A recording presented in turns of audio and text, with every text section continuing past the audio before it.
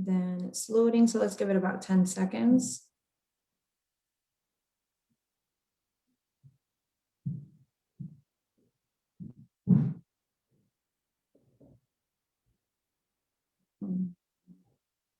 Okay, looks like you should be live now.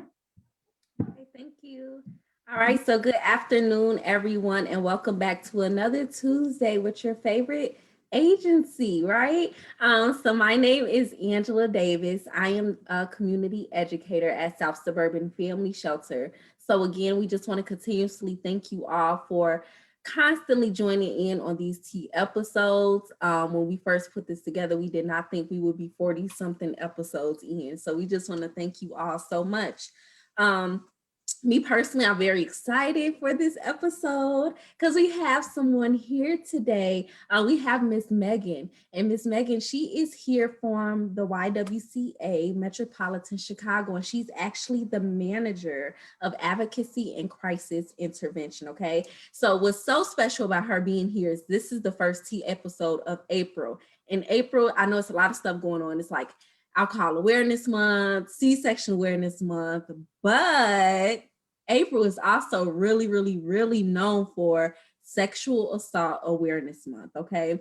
So this is another field that is just another passion of mine. So I just really appreciate Megan. And so we're gonna be diving into some really interesting info. So welcome, Megan, how are you? I'm so good. Thank you so much for having me today. I'm excited to be here and explore this topic with you as well. We appreciate you all so much. Of course, when we met Megan, we fell in love with her and was like, so you're going to be on tea? And she's like, sure, no problem. So we always like that.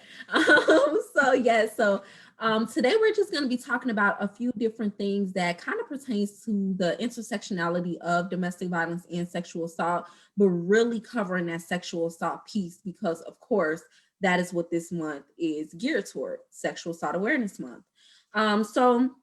Yeah, Megan, start off. Just tell me more about YWCA. Like, what is it? What's the surrounding counties you serve? And what resources do you all offer? So the YWCA is actually Illinois' largest rape crisis center. We have programs that cover everything from obviously from sexual violence support services to projects called Early Head Start, where they intervene with our youngins. And then we even have some programs, one's called Tech Girls, and it is aimed towards girls in the city of Chicago in learning the STEM fields. Okay. So we have a variety of services. We cover Cook County, all of the southern suburbs, all of DuPage County, and recently we've just acquired Lake County, Illinois as well.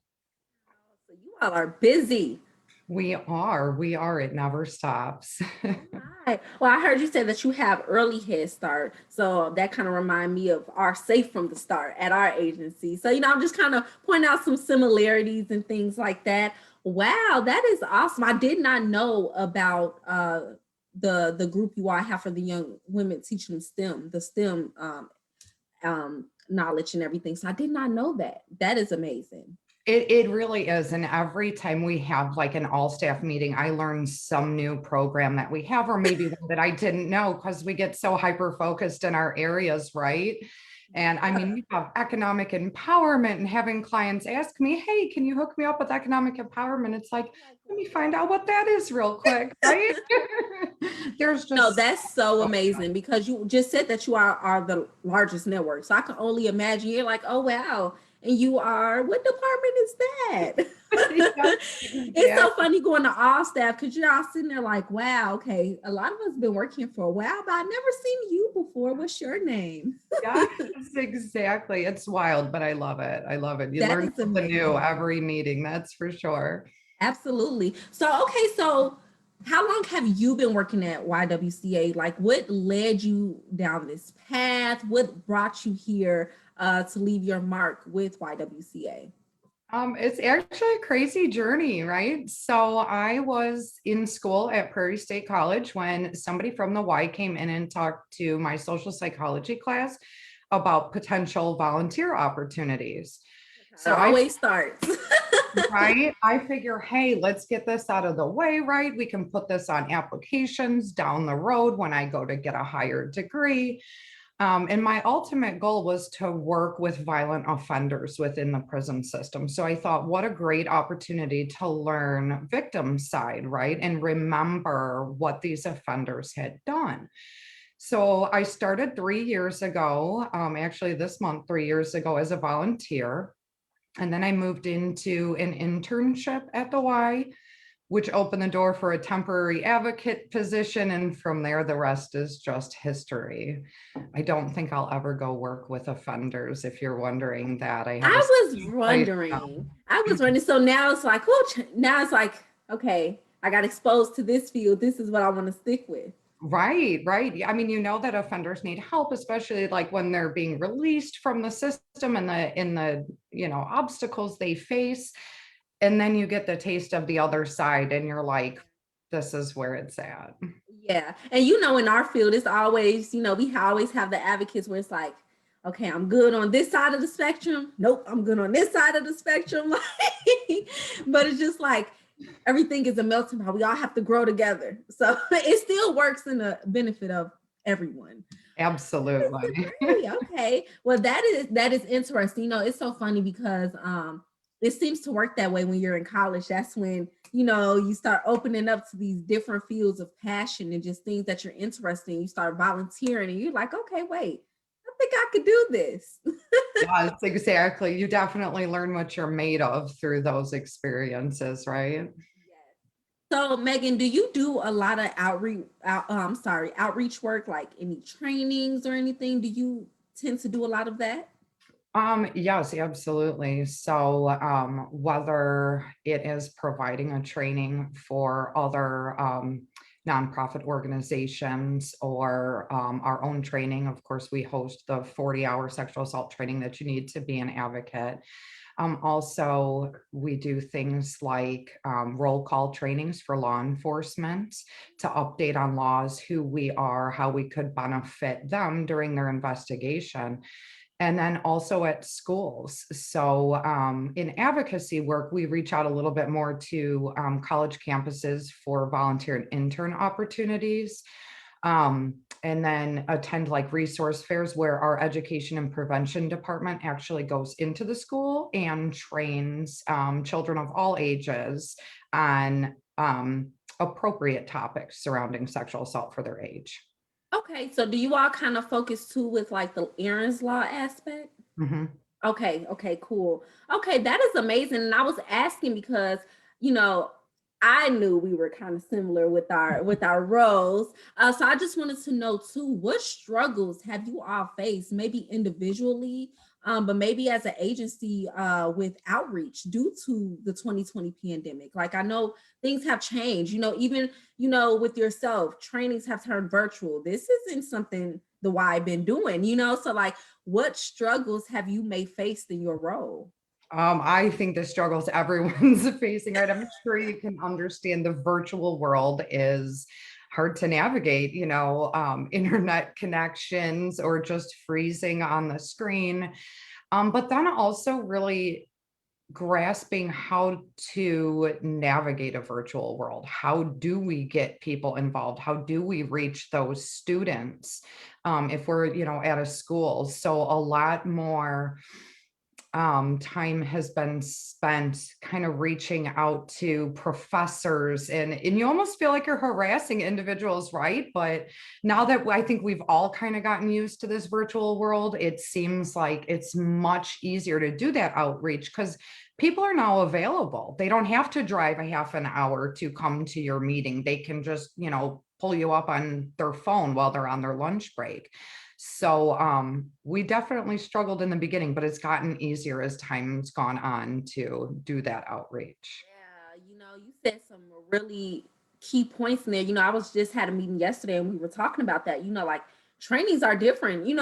Maybe if you have an in-person training, yeah, you can get 10 to 15 people, but now you give a virtual training, it's like, okay, 40 people, here we go. It like you said, is in the comfort of your home, or maybe you're on lunch break, so what I will say is with the virtual world, you can reach a larger audience, from different counties, different, different places, which is really interesting. Yeah.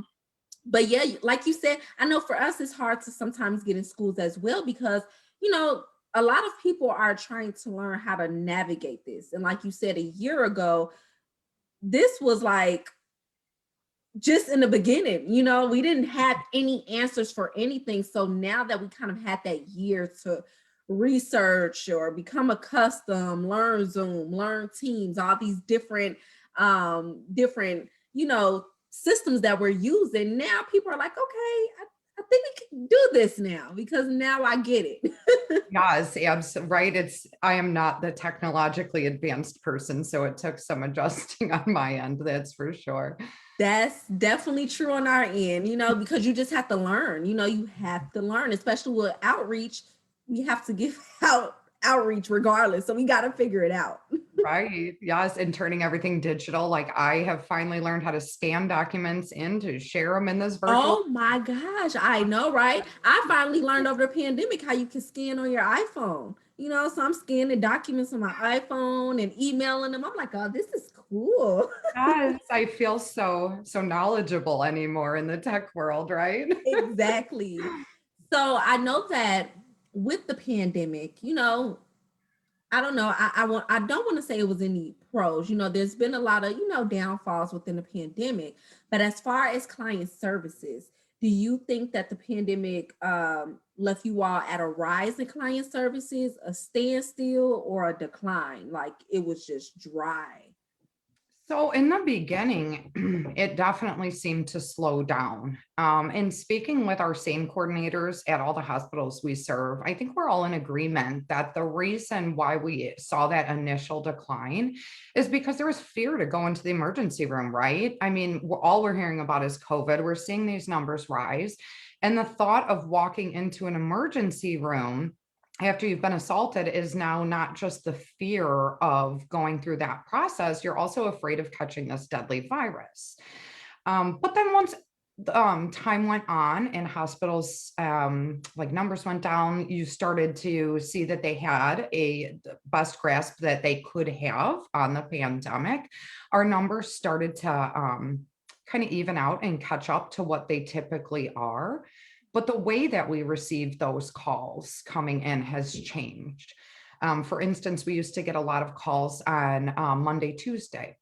A lot of that overflow from the weekend, right? You finally processed what's happened to you and now you're ready to seek services. We've seen them more spread out and unpredictable versus how we used to be able to really predict when we would be busy. But it's back to that normal number. In March, we serviced 34 clients in hospitals just in the south suburbs. So it's back to that normal amount, but definitely a different way that it is presented to us. Yeah. And I do want to say, of course, not smiling like, yeah, I'm glad you're, of course, we don't like as advocates, as anybody, just with that heart, with that mind of wanting this to happen. But I am glad that you all are able to, get back in the rhythm to serve. And, I was thinking, I know this is completely off the books, but as I'm listening to you, it's like, I wonder if the days has changed because we are in a pandemic, instead of that weekend of everybody always going out, maybe that's typically not happening right now. And it's just showing you too that doesn't just happen over a weekend because that people are out partying. It can happen, unfortunately, any day of the week, any time of the day. And wow. And it's so crazy because as you're explaining this to me, as an advocate, of course, it makes sense, but you don't really know what a person is going through. They were really scared to enter in that hospital, like really seeing that we were in the heart of this COVID pandemic. I can only imagine after this happened to me and hearing all of this stuff all day on TV. And now you want me to go in there and possibly get a kit done or, go talk to somebody. Like, no, I'm not comfortable. Right. Actually, an interesting thing that happened in Illinois, through our governing body is technically the only place to get an evidence collection kit, or rape kit as most people know it, is in the emergency room setting. A lot of people will go to maybe urgent care or their Right. doctor first, and that can't be completed there. You have to go to an ER.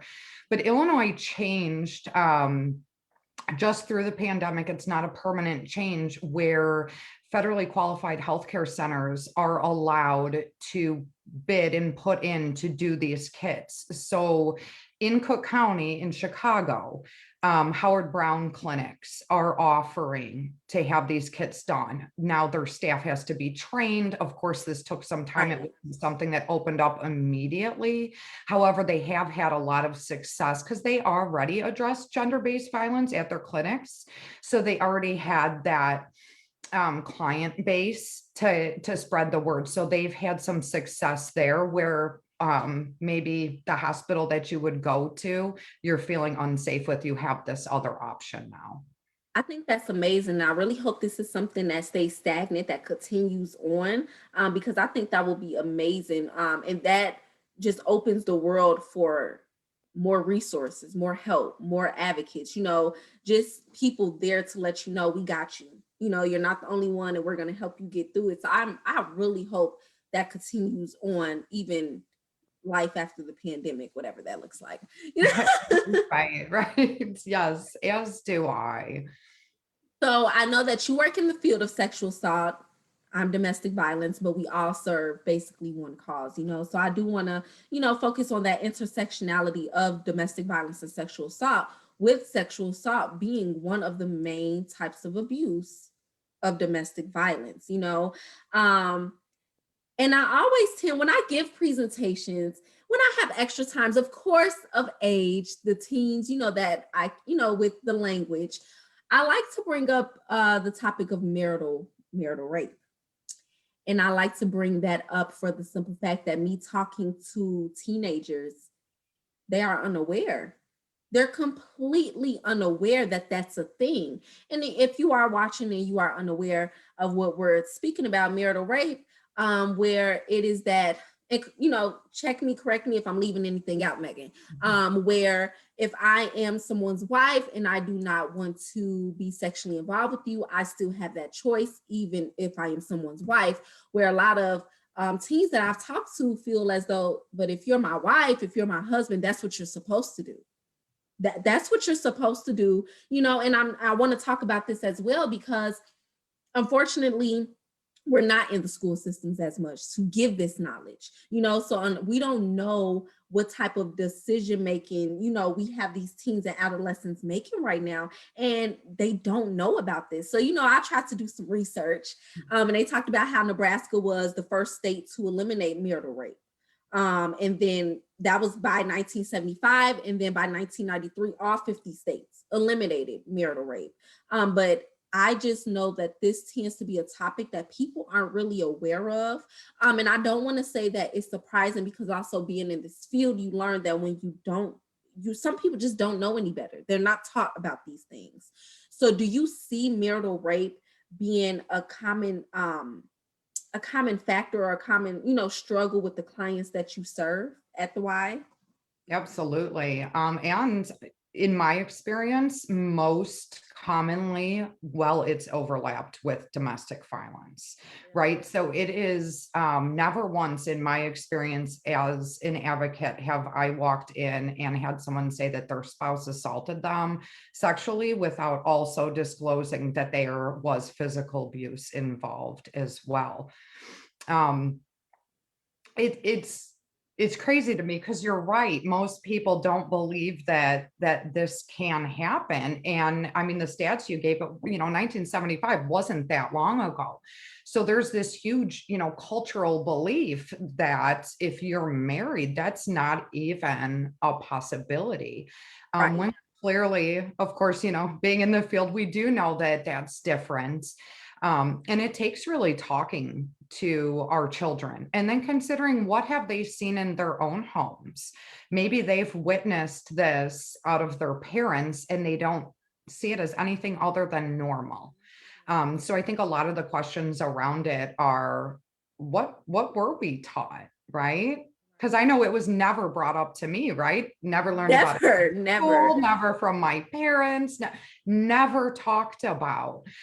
So I think just having the conversation and realizing what kids don't know is just simply where we're at with that right now. Absolutely. I definitely think with being in the pandemic, I truly believe that that conversation aspect with your child is just so important right now, especially when it was that stay at home order. We're at home all day. This is the time, get to know your child, figure out what they got going on. What are they doing? What are they into? Because back in the day, domestic violence was not against the law.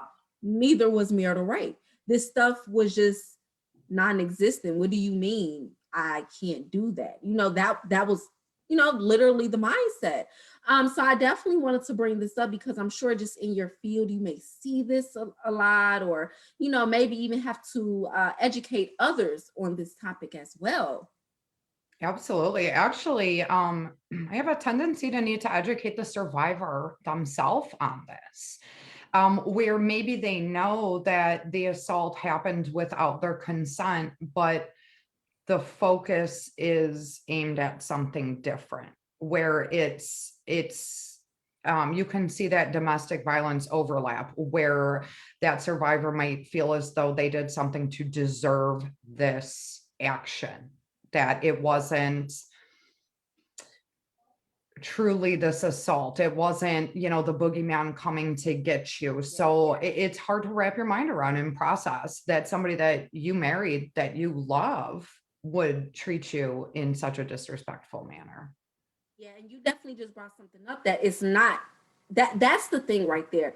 It's not the boogeyman in the closet. And a lot of times with assault, it tends to be someone and maybe someone that's around all the time, unfortunately. So it's not just the boogeyman. And that kind of it really leads into this conversation of reporting and why people don't report, especially in this time of being in a pandemic. Is probably, they're probably nervous. Like you said, I don't want to go to the hospital. I don't want to go to the emergency room. I don't want to tell anybody. But what happens when you start dealing with clients who are men who don't want to report, who don't want to talk about it, or they start to think down about themselves? Because also too, correct me if I'm wrong, what we know is that most times people don't even know that it's more so male on male abuse, so then that whole conversation has to come in. Now I have all these things going on in my head. So how does that come into play when you're dealing with do you get a lot of male clients, because I know that unfortunately, even with domestic violence, they tend to think that it's a joke, or it can never happen to them, or they think that it's funny. So now let's talk about it when it's sexual abuse, and now, man, bro, this happened to me yesterday. And now your friend is like, what are you complaining for? What's wrong? Or what if it is male on male abuse? And now people are looking at you like, wait, what happened? So these are the issues. And I know I'm probably talking a lot too, but I just really wanted to set that foundation. Like, how do your agency deal with this? So we do see male survivors frequently. I think everyone is well aware that typically your victim or survivor in sexual assault is a woman. But let's look at kids, right? So by your 18th birthday, 1 in 4 girls will be a victim of sexual assault. But for boys, it's 1 in 6. So it's not this drastic difference that the world thinks, right? Little boys are being assaulted just the same as little girls, as well as adult men. I think one of the biggest misconceptions in the male brain when this happens is our bodies have a response when we're sexually assaulted, whether you're male or female. And when you're a male and you become physically aroused during your assault, there's this switch in mindset where you think maybe that was something you were interested in, or you wanted it because your body responded to arousal. But just because you're aroused, it does not mean that you said this was okay. It's your body's natural response, right? But men tend to start to question their own sexuality, right? So if this is male on male assault, we have a young man, maybe he's 20, he's coming into his own, and now he's been assaulted by another man and he was physically aroused. They go through these thoughts of, am I a straight man? Am I a gay man because I was aroused? And these questions that brew inside their head become very difficult to express. You know, the whole world looks at it like men should be strong, men need to be our rocks, boys don't cry. So in their head already, they're fighting a huge battle. And then to share that experience and feel as if you're being understood, is difficult for men. You know, they're not allowed to share their emotions. And yet outside of the world of SA and DV, men are the number one victims and perpetrators of violent crime. So when you look at homicide, attempted homicide, gay bashing, bullying, the number of male victims far surpasses women. And yet men don't talk about those either.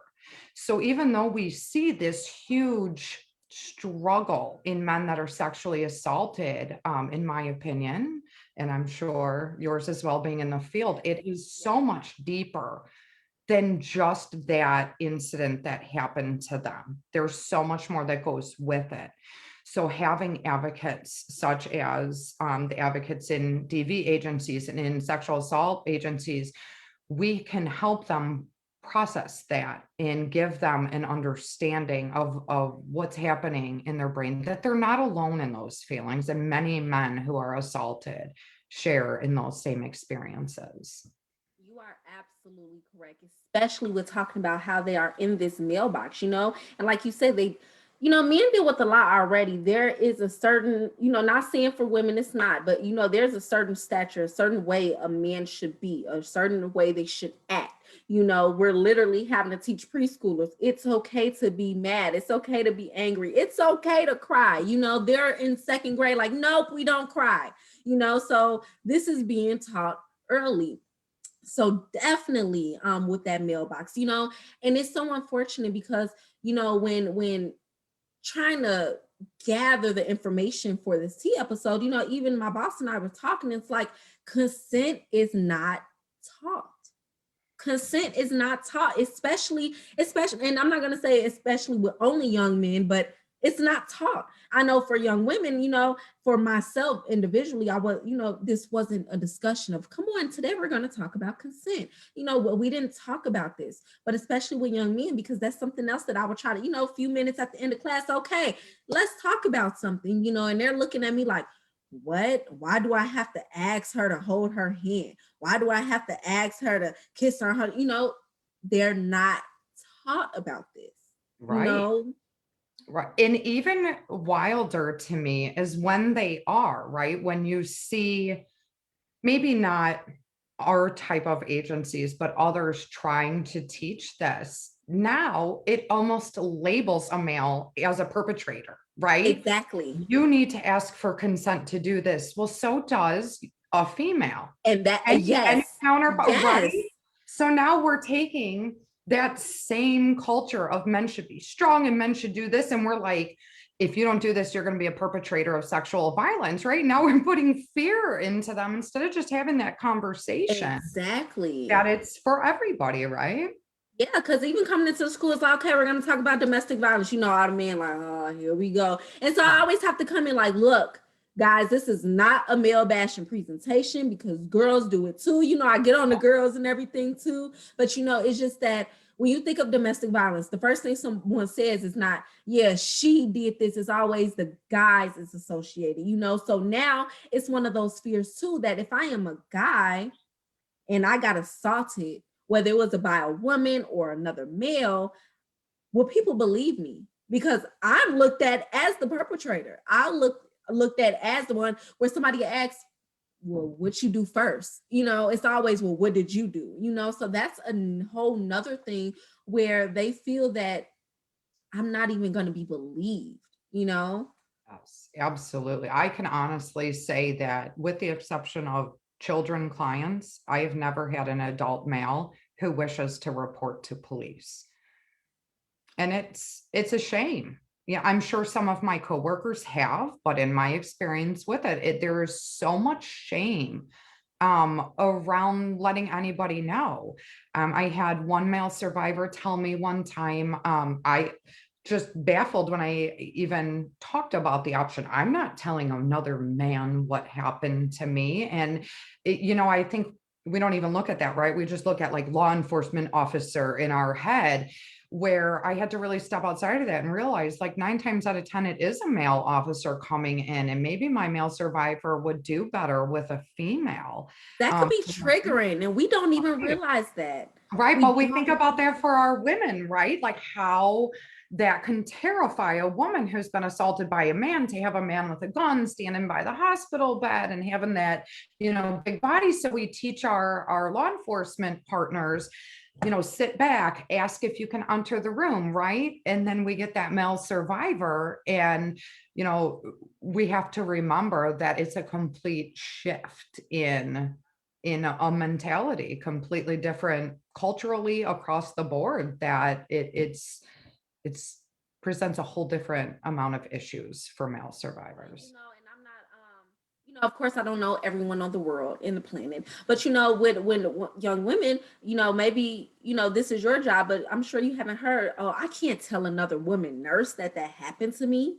I can't tell my friend, it's a girl, I can't tell her that happened. And then with guys, like you said, I can't tell another man what happened, because Right. that's a whole different, outlook that they will feel, that they will be looked at. Wow. Right. Yeah. Wow. So I know that not only is marital rape a big topic with sexual assault, but I really wanted to get, and I know this is a large topic, so but I really wanted to ask, is human trafficking a common factor that you see in some of the clients that you or other coworkers work with? Because I know just with us being in the pandemic right now, unfortunately, human trafficking, in my opinion, I would think will be on the rise, because, I would think it's easier for people to watch people right now, So can you give me a little background on that? Absolutely. We most definitely see human trafficking survivors in our work a lot. It's wild because human trafficking is the fastest growing criminal activity in the world. And I think a lot of people, there's focus on it. We see it somewhat in the news. We have this vision, once again, like it's the boogeyman, right? Stealing our children off the streets and selling them off to somebody. When in fact, of course, that does happen, right? But that's not typically how we see it. So in our area, we see it mostly in 2 ways. A lot of times the assaults will happen in hotels where an individual is set up to provide services repeatedly out of a hotel room. Different ways that they come into our organization, whether they end up in the hospital. There are agencies, law enforcement agencies that work on this problem in our area that refer directly to us. And sometimes you just come across somebody and they disclose that.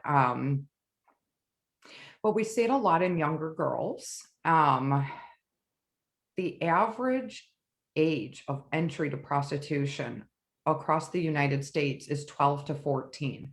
But in Chicago, it's 12 years old. So these young girls are being groomed similarly to how a child sexual abuse survivor is groomed. We hear about that with like family members that put you through a grooming process that also happens in trafficking. So something kind of unknown and shocking to the area is places like malls, for instance, Orland Park Mall. Remember when you were younger and like you and your girlfriends, like mom would drop like 5 of you off at the mall, you go shopping all day, someone else's mom would come pick you up. Well, now these traffickers will kind of seek out the mall, right? And they'll watch you and they will use a female to kind of say, hey, look at this purse I got. This guy takes care of me, right? And they start setting the rhythm to get to these girls when they're vulnerable, right? And they can read people, right? They play this game. They know exactly who they're looking for. And they will oftentimes get them addicted to drugs before they start selling them. So a lot of the times when we see trafficking survivors, they don't realize they're being trafficked. They think it was a choice that they made. And one of the craziest statistics, I think that absolutely blew my mind when I heard it, even though I'm in this work and do see it, is that in our area, 16 to 24,000 local women are sex trafficked on any given day. And it sat with me for a while, right? I'm like, there's no way that this many people. And then I thought about it in the terms of a drug dealer, right? If you get a drug dealer and you have so much product, right? You have this amount of product to sell. How can you make more money? So maybe the drug dealer cuts whatever they have with something else to extend it, or, you know, doesn't weigh out their products right and make some more money. But with human trafficking, you can resell that individual all day, every day. It is a non-stop money-making business. And we see it in a lot more areas than people would think. You know, if you don't know anything about it, you think like, oh, this is in terrible neighborhoods. No, it's everywhere, absolutely everywhere. And in Cook County, for Cook County Sheriff, they have what's called the National John Initiative. And the woman that runs that initiative, her name is Marion Hatcher. I had the honor to see her speak before. She was very wealthy, her and her husband. They lived in Burr Ridge, and he decided that he was going to turn his basement into a strip club and start feeding her drugs and selling her to his friends out of his basement. So she ended up in Cook County Jail due to some petty crimes because of being an addict. She opened up while she was there, and long story short, she now runs that initiative in Chicago. So it's much more prevalent than we think. Yeah. But it's also underreported. So they estimate that only 0.04% of survivors of trafficking cases are identified. Really? Mhm. 0.04. Right. Right. And we And you know know, that's really interesting. Even with you bringing up Orland Park, you know, I know viewers watching this are like, wow, what? You know, and, you know, growing up, especially, you know, with my age of, you know, I always feel like, dang, why, mom, why can't you just drop me off? Or why do you need to talk to somebody's friend? Why can't I just go? And then once you, as you get older and you're finding out this information and you become a parent yourself, I get it and I understand, you know. And it's just so unfortunate because, like you said, we think, oh, yeah, we see it on the news, but it's not happening here. You know, oh, that's happening somewhere else, or maybe an hour away or something, and it's going on in your backyard. right, right. And you have no idea until you really start looking, right? It is My God, about that story that you just gave. And it's situations like that that can be just so unfortunate, which is also, it's just like domestic violence. You think that you know someone, right? And we always say too, a lot of times that abuse don't happen to after you get married or after you move away or after you have children. So by that time you spent all these years with someone, that's the last thing that you think you will wake up to. Being abused, being assaulted, being trafficked. That's the last, especially like you said, it's not a boogeyman. It's somebody that you love. It's somebody that you care about. Somebody, this man had full access to her. right, right. Absolutely. I mean, and there are even instances, um, you know, parents are selling their children. So when you grow up and your mother has sold you, and for whatever reason, right? Let's, Right. you know, that thought aside, that child thinks that's normal. And in Absolutely. no way is going to go to school and say, hey, my mom is trafficking me, right? Because you're growing up thinking it's normal. It takes for you to get out of the house and have your own life to see what is real normalcy, right? So it's not always easily identifiable. Absolutely. Wow. Well, I know that we talked about a lot of amazing stuff. So, as far as sexual assault, things that we have discussed, what are some safety planning tips that, if our audience is watching this, whether it's them or somebody else, or just knowledge for one to have? What are some safety planning tips or, any resources? Of course, we will be glad to leave that in the comments, but if you could please just provide us with some of that information, that would be so awesome. Absolutely. So I'm going to read to you first and foremost the Chicago Rape Crisis Hotline number, which is available 24 hours a day. The number is 888-293-2080. Like I said, it's 24 hours a day. It's completely confidential. You can call and a trained crisis interventionist will assist you with creating a safety plan if you need help to process through that. But my best tips are, right, we don't always know phone numbers anymore, okay? We all got these fancy cell phones. Somebody has to, I don't even know my own number unless I look. Write them down, stick them in your wallet, somewhere that you're going to have them in your car, maybe at a friend's house, numbers that you know you're going to need in case your phone is no longer with you. Have a transportation plan. Do you want to have your vehicle? Can you be found if you're in your vehicle, right? So have that plan. Is it going to be Uber? Is it going to be your best friend that drives you? How are you going to get around? Of course, copies of important documents. Those are very hard to get without proof of who you are. So even if you don't have the original documents, but make copies and get them to a trusted individual so that when you're ready to leave the situation that you're in, you don't have to worry about that last minute. Of course, I think the same with keeping cash. You never know if you're, this is a spouse, they might prevent you from using the bank account. And I think my favorite thing to tell people is safe words. So I do this with my children, and this is like the greatest thing to me. My 17-year-old daughter's safe word is pineapple. So she knows if she's with her friends and they are drinking or they are high and they're supposed to be getting in a car, something bad's happened, she needs me. She can call me or text me pineapple. That is 100% no questions asked. I am on my way to get you. I think everybody should have those words, especially if there's children involved, right? Absolutely. And then practice your plan.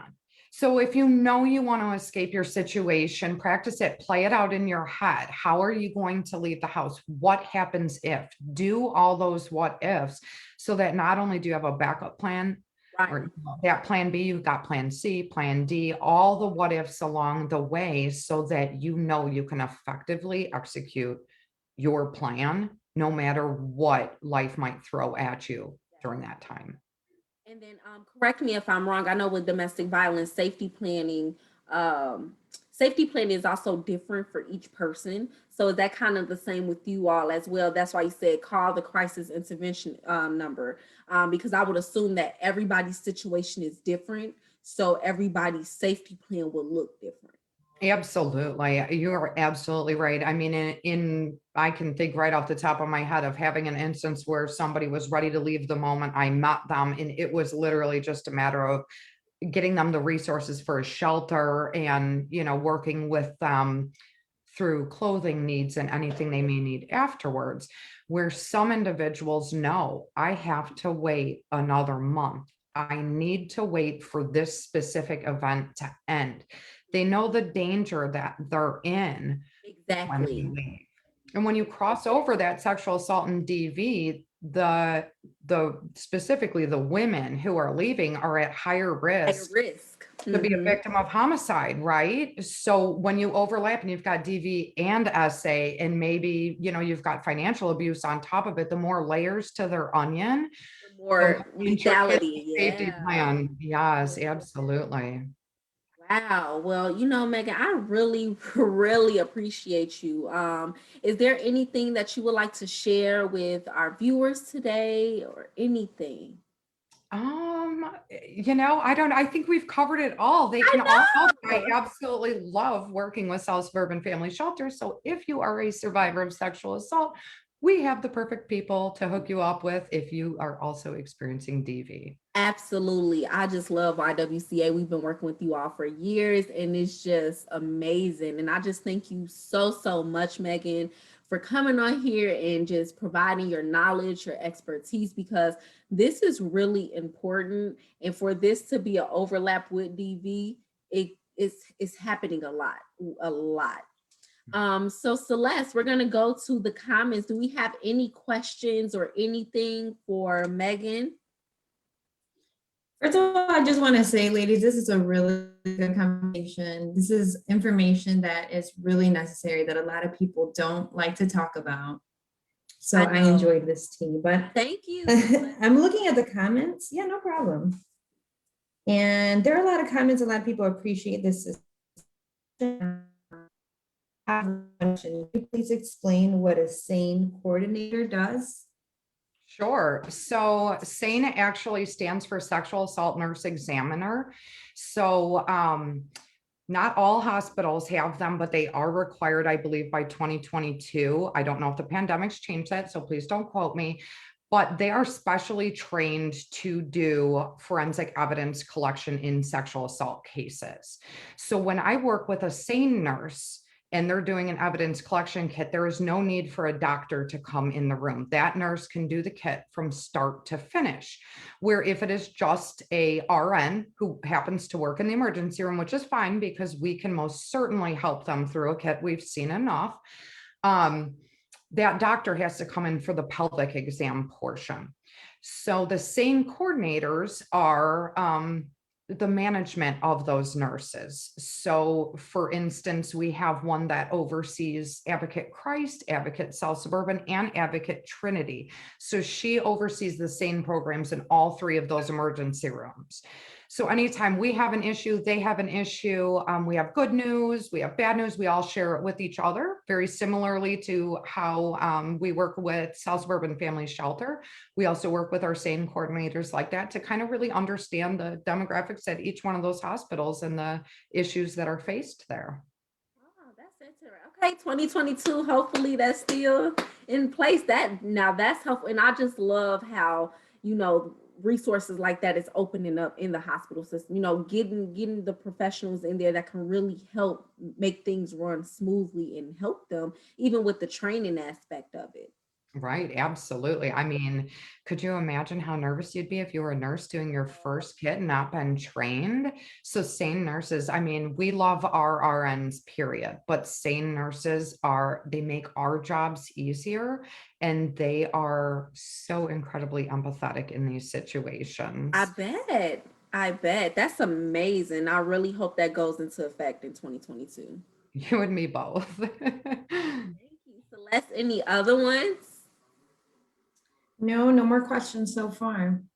Okay, well, Megan, be sure to check out those comments. I'm sure you got a lot of good comments in there. Oh, I can't wait.